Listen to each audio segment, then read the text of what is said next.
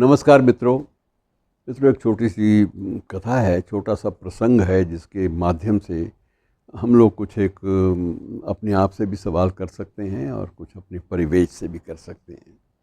ये प्रसंग जो है ये एक उस बूढ़े आदमी के बारे में। एक बूढ़ा आदमी एक बेंच पे बैठा है और एक युवक वहाँ कुदरती उसी पार्क में आता है, उसको देखता है ध्यान से और उसको पाँव में उसके हाथ लगाता है, चरण वंदना करता है और वो उसे कहता है कि आप क्या, आपको याद है कि मैं कौन हूँ? तो उसने कहा ना, मुझे कोई याद नहीं, आप कौन हैं? तो वो कहता है मैं आपका स्टूडेंट था गुरुदेव, मैं आपके पास पढ़ता रहा हूँ। और उसने पूछा कि आप क्या करते हो बताओ? तो उसने कहा जी अब मैं भी एक शिक्षक बन गया हूँ, क्योंकि आपकी जो शिक्षा देने का जो ढंग था उसने मुझे इतनी प्रेरणा दी कि मैंने उसी दिन सोच लिया था कि मैं बनूंगा तो टीचर ही, और मैं भी शिक्षक बन गया।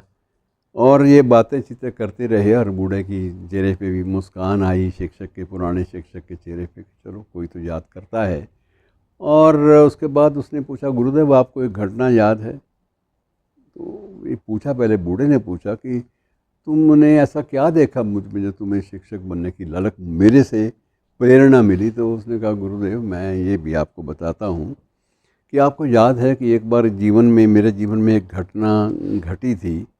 उसने कहा क्या घटना? मुझे तो याद नहीं, बताओ। उस दिन वो कहता गुरुदेव मैं उस दिन एक नई नई घड़ी मेरा एक दोस्त लाया था और वो सबको दिखाता फिर रहा था। उसने मुझे भी दिखाई और मुझे वो बड़ी खूबसूरत लगी और बड़ी चमकदार, और मेरे संसाधन थे ही नहीं कि मैं वो घड़ी जो है वो ख़रीद पाता, लेकिन मन में एक ललक जगी कि ऐसी घड़ी होनी चाहिए यार। और मैंने चुपचाप उसकी घड़ी, उसकी आंखें चुरा कर चोरी कर ली, चोरी करके जेब में डाल ली। अब वो लड़का जब उधर उधर देखा, उसकी घड़ी नहीं मिल रही, तो घड़ी की वो शिकायत लेके रोता हुआ शिक्षक के पास गया कि गुरुजी मेरी तो घड़ी चोरी हो गई, और चोरी क्लासरूम में हुई है। तो गुरुजी ने कहा कि ऐसे भाई, पूछा किसी ने चोरी, कोई अगर है तो चुपचाप आके मेरे कमरे में दे जाए, हम उसको कोई अपमानित नहीं करूँगा मैं। तो गुरुदेव ने कहा मैं आधे घंटे का समय देता हूँ, आधे घंटे में कोई आ गया तो ठीक है। तो आधे घंटे में कोई नहीं आया घड़ी लौटाने। ये घटना वो बालक सुना रहा है जो अब शिक्षक है। तो आधे घंटे में कोई नहीं आया और तब आपने सारे क्लासरूम को, क्लास के जो बच्चे हैं, सारे स्टूडेंट्स जिनमें मैं भी था, सबको बुला लिया और सबके बाद उनकी कहा कि मैं सबकी तलाशी लूँगा, सब लोग आंखें बंद करो।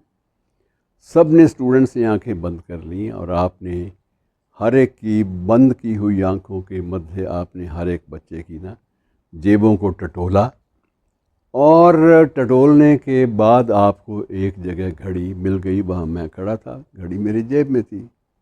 आपने चुपचाप वो घड़ी जेब से निकाली और अपनी जेब में डाल ली।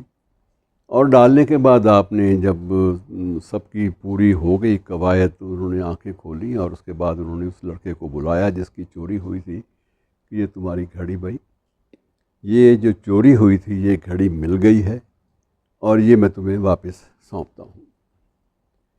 और उसने पूछा जी कहाँ से मिली? कहता ये नहीं पूछना, तुमने, तुम्हारी घड़ी चोरी हुई थी, मैंने तुम्हें दे दी, और तुम ढूंढ के दी है ये भी स्पष्ट है, मेरे पास तो थी नहीं, मैं तो शिक्षक हूँ, मैं चोरी थोड़ा ही करूँगा। तो वो बच्चा बता रहा है, लड़का बता रहा है कि गुरुजी उस दिन के बाद मैंने मन ही मन संकल्प कर लिया कि टीचर बनूंगा तो ऐसा बनूंगा, लेकिन आपको याद ही नहीं आया कि मैं वही हूँ। लड़का, आपको याद तो होगा। कहता ना। तो वो कहने लगा जी कैसे गुरुदेव, ये आपको याद ही ना हो कि मैं वही हूँ? कहने लगा बात ये है, मैंने भी उस दिन सोच लिया था कि अपने किसी भी बच्चे को, किसी भी स्टूडेंट्स को अपमानित नहीं करूँगा, ना होने दूँगा। और जब मैं भी तलाशी ले रहा था तो मैंने भी अपनी आंखें कसकर बंद कर ली थी। जब घड़ी निकली एक जेब से, वो तुम्हारी थी, किसकी थी मुझे नहीं पता, मैंने अपनी आंखें नहीं खोली, मैंने घड़ी को महसूस किया और उसको जेब में डाल दिया।